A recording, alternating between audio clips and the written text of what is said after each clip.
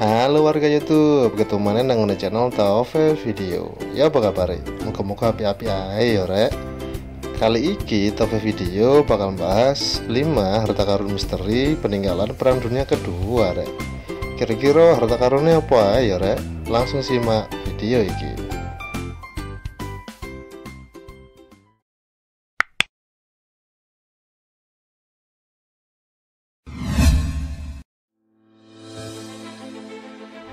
Yamashita Tomoyuki adalah seorang jenderal di Kekaisaran Jepang yang membela pendudukan Jepang di Filipina pada 1944 dan 1945. Menurut legenda, Tomoyuki melaksanakan perintah dari Kaisar Hirohito untuk menyembunyikan emas dan harta karun di terowongan di Filipina yang dikelilingi ranjau. Ada dugaan penggunaan harta itu untuk membangun kembali Jepang setelah perang. Sejak itu ada banyak klaim tentang di mana emas Yamashita itu berada. Dalam kasus pengadilan Amerika Serikat, seorang tukang kunci Filipina bernama Rogelio Rosas mengklaim dia menemukan beberapa emas tersembunyi pada 1970-an. Namun kemudian diktator Filipina Ferdinand Marcos mengirim orang-orang kuat untuk mencurinya.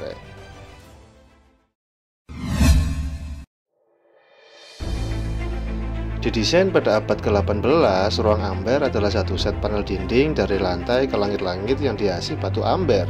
Pada 1716, Raja Prusia Frederick William I menghadiahkan panel itu kepada Kaisar Rusia, Peter Agung sebagai simbol aliansi Rusia dan Rusia melawan Swedia.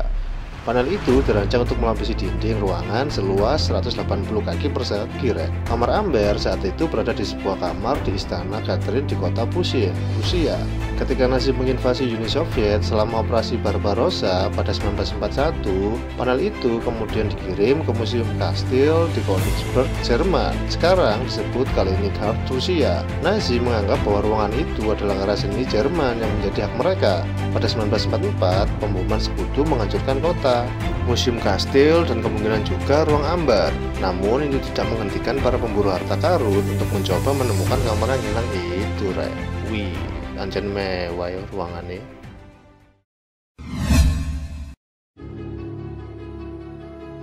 Salah satu kisah harta karun dari Perang Dunia Kedua yang paling banyak muncul adalah soal emas Nazi yang dicuri pada 1943 selama pendudukan Jerman di Tunisia. Nazi dilaporkan mencuri emas dalam jumlah besar dari orang-orang Yahudi di Pulau Serba. Mereka mengirim emas itu ke Corsia, sebuah pulau di antara pantai Perancis dan Italia. Tetapi diduga emas itu tenggelam dalam perjalanan dari Corsia ke Jerman. Harta karun itu kemudian sering disebut sebagai emas Rommel. Setelah Erwin Rommel, seorang jenderal Nazi, memimpin kampanye teror terhadap orang-orang Yahudi di Afrika Utara. Meskipun Rommel mungkin tidak terlibat dalam pencurian emas ini, dalam novel James Bond 1963 karya Ian Fleming, kisah tentang emas Rommel ini diangkat 2 penyelam diduga dibunuh saat mencari harta karun Rommel. Lah kamu sih kurang tahu dulu filmnya, judulnya ku On Her Majesty Secret Service. Aku kurang tahu dulu sih rek, tadi penasaran. Hehehe.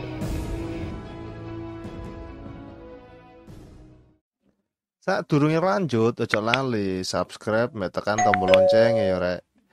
Oke, suwun rek. Lanjut nang video selanjutnya.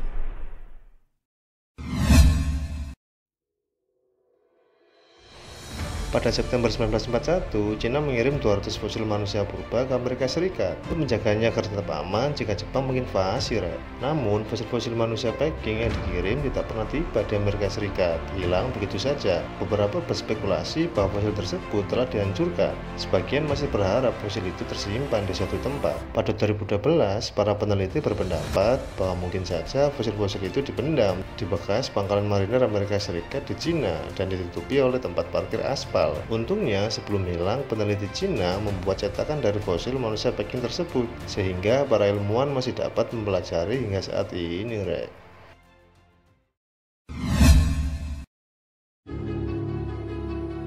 Nazi mencuri banyak lukisan selama Perang Dunia Kedua. Salah satu yang paling terkenal dan penting secara historis yang telah dicuri adalah Portrait of a Young Man, karya seniman Renaissance Italia yang dihormati, Raphael. Nazi mencuri karya Raphael dari Museum Pangeran Czartoryski di Krakow, Polandia pada 1939.